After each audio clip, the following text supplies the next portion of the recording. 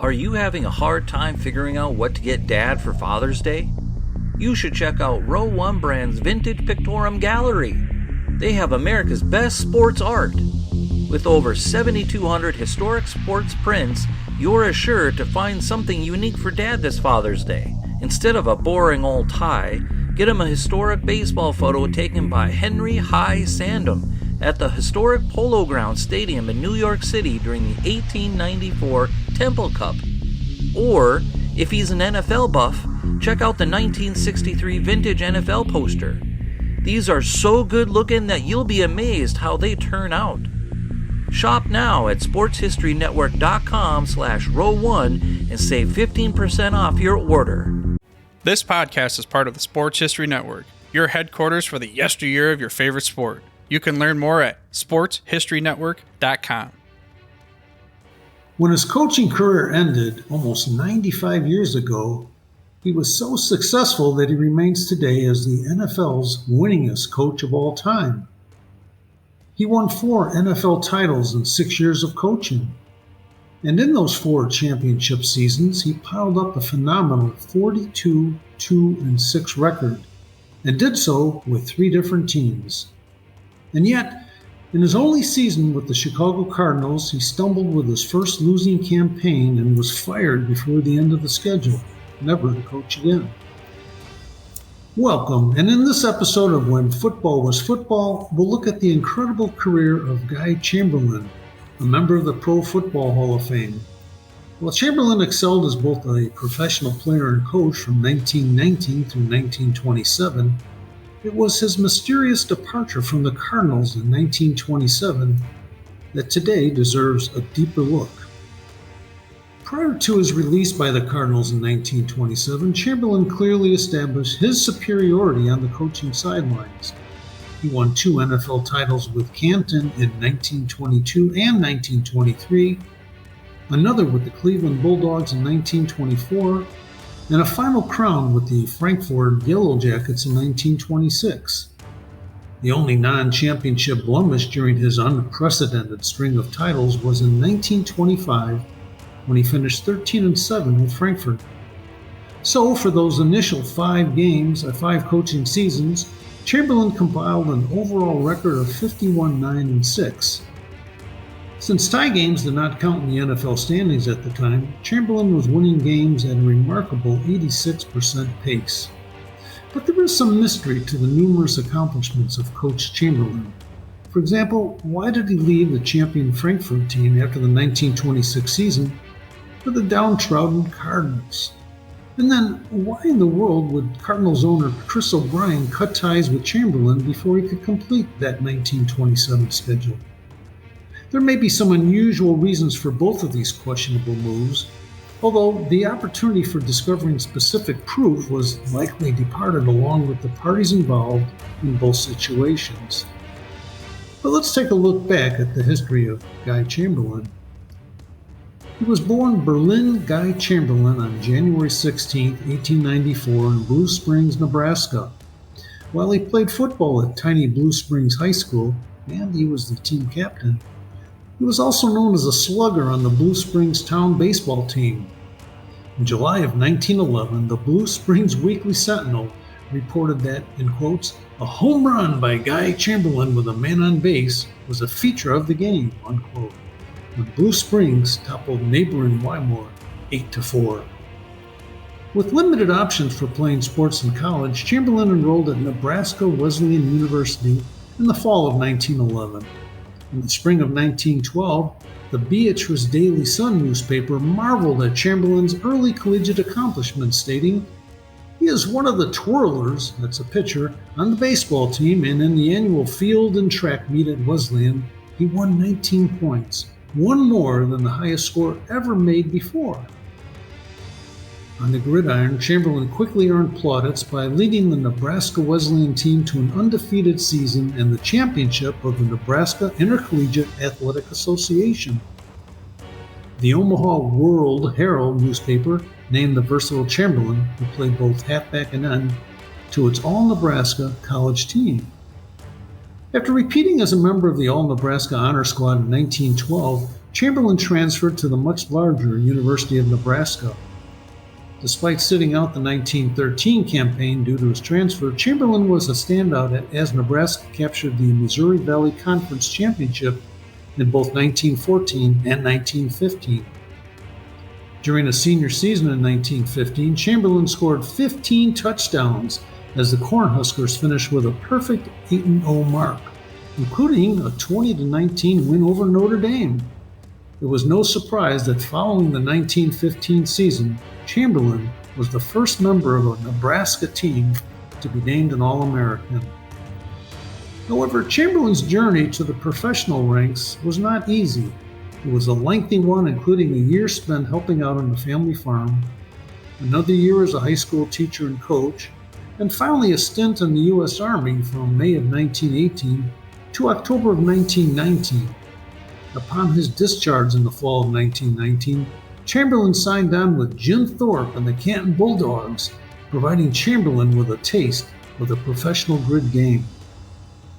In early 1920, George Halas was hired to further develop the team for the Decatur factory called the Decatur Staleys football, and one of his first recruiting targets was the versatile Guy Chamberlin. The Staleys, of course, were part of the inaugural group of teams in the new American Professional Football Association, soon to become known as the National Football League. Chamberlin worked full-time at the Staley plant and played on the company's football, basketball, and baseball teams. The 6'2" Nebraskan started all 12 games at end for the champion Staleys, who were 9-1-1 in 1921, and scored 3 touchdowns. According to author Mark Sorensen, Chamberlin none was bigger for his touchdowns than his interception and 90-yard run back in Cubs Park on December 4th to defeat the Buffalo All-Stars to clinch the national championship, his first of 5 as a player. George Halas later wrote of Chamberlin, "He was the best two-way end I've ever seen. He was a tremendous tackler on defense and a triple threat performer on offense." Then in 1922, Chamberlin was coaxed into becoming the player coach of the Canton Bulldogs. He pushed the Bulldogs on the defensive side, and the club captured the NFL title with a 10-0-2 record, while allowing just 15 points in those dozen contests. Chamberlin repeated that championship feat in 1923 when Canton remained undefeated with an 11-0-1 record and grabbed another NFL title. So, could he do it again in 1924? Well, of course. Although the Bulldogs were now based in Cleveland, Chamberlin led the club to a 7-1-1 ledger and the 3rd straight NFL crown. Chamberlin's remarkable record with the Bulldogs over 3 years and in 2 cities was a mind-boggling 28-1-4. And yet, following the 1924 season, Chamberlin departed the Bulldogs for still another player-coach position, this time with the Frankfurt Yellow Jackets.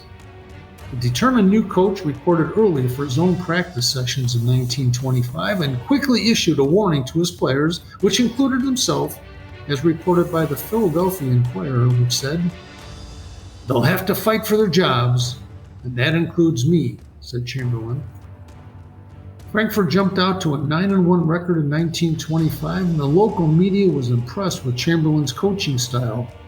The Philadelphia Inquirer stated, "Chamberlin's system of preparing a certain style of play for each game is bringing great results.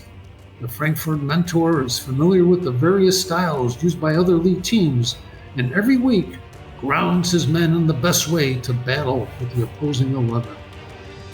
But a series of injuries, including one to Chamberlin himself, detoured the championship hopes of Frankfurt down the stretch as the team struggled to a 13-7 league finish. Not to be deterred, Chamberlin returned to Frankfurt in 1926 and blitzed through the NFL with a 14-1-2 record, safely ahead of the Chicago Bears, who finished with a 12-1-3 mark. Again, since ties did not count in the standings in 1926, Frankfurt snatched the NFL title based on those 2 extra wins. The turning point for the season was the Yellow Jackets' 7-6 victory over the Bears on December 4, 1926, that ensured Chamberlin's 4th NFL championship as a coach and 5th as a player. His performance on the field did not suffer at all during this impressive stretch, as he was continually chosen to the All-Pro team. However, immediately after the 1926 title was decided, there were rumors that he would leave Frankfurt. The likely destinations were with the New York Giants or the Green Bay Packers, to which Chamberlain responded, "I have nothing to say. It is a long time between now and the next football season. I may decide to do something which I may not have even thought of in my mind at the present time." In other words, Chamberlain did not deny the rumors, which also mentioned that several Frankfurt players would follow Chamberlain wherever he landed. But on August 9, 1927, the Chicago Cardinals introduced Chamberlain as the team's new head coach. Apparently, it was not a surprise, as the Intelligence Journal newspaper reported. This news about Chamberlain was announced yesterday, although known to followers of pro football for several months. But why? One solid theory was that the Frankfurt organization experienced a change at the top of the conclusion of the 1926 season, when the president of the managing Frankfurt Athletic Association resigned and was replaced by the organization's attorney. There may have been a difference in viewpoint between Chamberlain and the new boss, and it may have been over money, not an unusual occurrence in professional sports. So, in my humble opinion, it was probably about money, but not in the usual sense. It was not because Chamberlain jumped to the Cardinals for significantly more money, because basically the Cards were nearly broke in 1927. Rather, the new Frankfurt president may not have wished to pay fair wages to the players that Chamberlain wished to retain for the Yellow Jackets to defend their title in 1927. Instead of fleeing for more cash, Chamberlain was perhaps seeking refuge with a new team that might present him with a new challenge, and thus sparing him from avoiding the dismantling of his previous championship club due to lack of adequate financial support. Indeed, the Chicago Cardinals were woeful in 1927, finishing 3-7-1, although Chamberlain was gone before the final two games were played. He was replaced by team captain Ben Jones for the final two contests. Chamberlain's record was 2-6-1 before his firing by owner Chris O'Brien, following a 28-7 loss against the Giants in New York on November 20th, 1927. The day before that game, on November 19th, 1927, the Cardinals were edged by Frankfurt 12-8. During this game, Chamberlain was honored by the still adoring Frankfurt fans, who presented him with a gold watch and a basket of flowers upon his first trip back to the area after winning the 1926 NFL title. The Morning Call newspaper wrote, Chamberlain received a great ovation when he stepped onto that gridiron.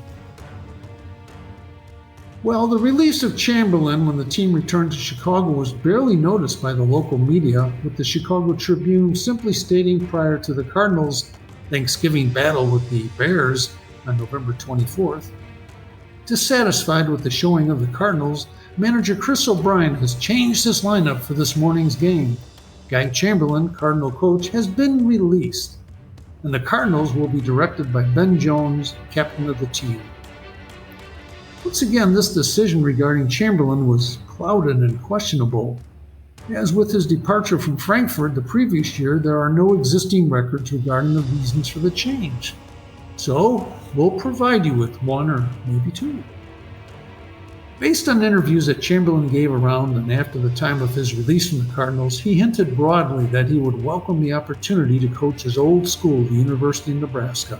In fact, Chamberlain provided a highly unusual guarantee that he would not accept any salary for his coaching expertise if Nebraska lost a single game during his initial season. The Des Moines Register summarized the situation with Coach Chamberlain at the time. It said, Chamberlain declared he had tired of pro football and not only would like to coach at his alma mater, but would guarantee to produce an all-victorious team his first year, regardless of schedule, or he would accept no salary. It should be noted that at the time, however, anyone affiliated with a professional football team would not be allowed to coach or officiate a team in the Missouri Valley Conference. That regrettable rule would soon disappear, but Chamberlain's role as a long-time professional player and coach would disqualify him from coaching Nebraska. It's also reasonable to assume that Cardinals owner Chris O'Brien was aware of Chamberlain's restlessness. This may have contributed to a fracture in their relationship, resulting in Chamberlain being banished from the south side of Chicago. In fact, the Post-Crescent newspaper in Wisconsin picked up a story shortly before the departure of Chamberlain that stated, "The Cardinal coach isn't used to getting beat. So far this season, the team has dropped more games than it has won, and there's a bit of grumbling among the followers of the Southsiders." Since it was rare that reporters interviewed fans back in 1927, the so-called grumbling may have been derived from Chris O'Brien himself. There are famous stories in Chicago of Bears owner George Halas writing up game summaries in the 1920s and hand-delivering these articles personally to newspaper offices in Chicago in hopes of securing some much-needed print space for his team. Again, it might be reasonable for O'Brien to plant his thoughts with specific media personnel before he finally took the plunge and fired Chamberlain. It would have been unusual for O'Brien to do so, but possible, especially if he sensed his coach was already looking elsewhere for employment during the dismal 1927 season. As it was, Chamberlain was never again a head coach on any level. He returned to farming and was named to the College Football Hall of Fame in 1962 and then the Professional Football Hall of Fame in 1965.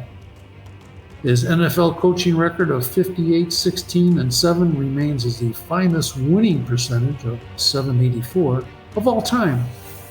He was also selected as one of the ends on the NFL's All-Decade team for the 1920s. Well, thank you for joining us for this episode of When Football Was Football, and we'd like to leave you with one final note. Most official sources credit Chamberlain with absorbing the record for all the Cardinals games in 1927, which would have been 3-7-1. The team did split 2 games after Chamberlain left, which should leave his record for the year at 2-6-1 instead, and his all-time record at 57, 15, and 7. Since ties again did not count in the standings, Chamberlain's revised winning percentage would now improve slightly to .792. Not much, but not bad, and still the best. Please join us next time on the Sports History Network as we examine the life and times of Big Bad Doug Atkins, the giant 6'8" defensive end of the Chicago Bears. With his size, Atkins could go around defenders, jump over them, or simply run over a block. Thank you again. Until next time, this is Joe Ziemba, When Football Was Football. This podcast is part of the Sports History Network, your headquarters for the yesteryear of your favorite sport. You can learn more at sportshistorynetwork.com.